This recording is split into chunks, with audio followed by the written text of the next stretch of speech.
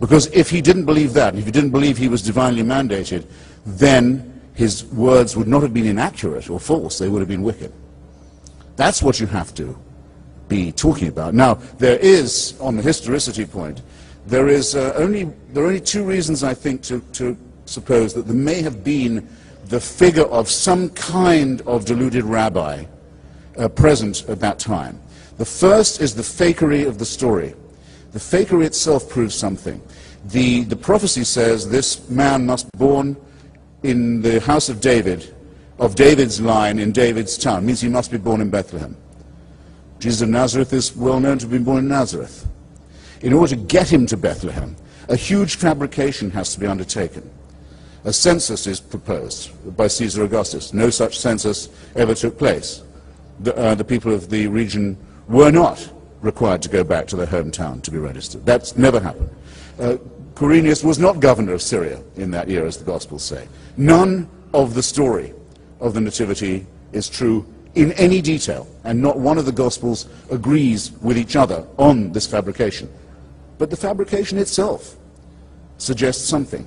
If they were simply going to make up the whole thing, and there'd never been any such person, then why not just have him born in Bethlehem right there, and leave out the Nazarene business? So the very falsity of it, the very fanatical attempt to make it come right, suggests that yes, there may have been a charismatic, deluded individual wandering around at that time.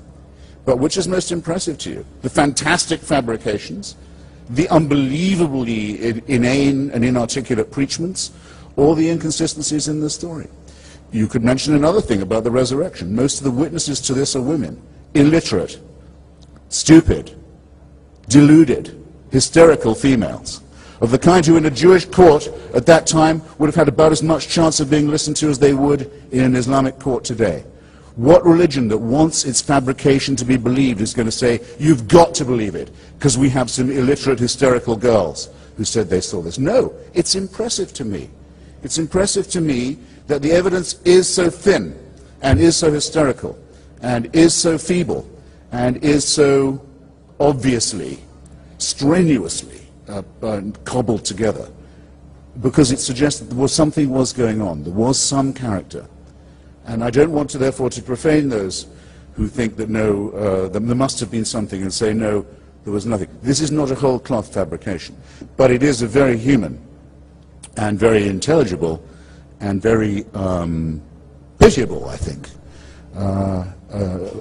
practice of fraud that may have worked on stupefied peasants in the Greater Jerusalem area, but should really have no power to influence anyone in this room, whereas the noble methods and words and systems by which Socrates reasoned will continue to illuminate our path for as long as we care about the only real gift we have, which is our independent intelligence.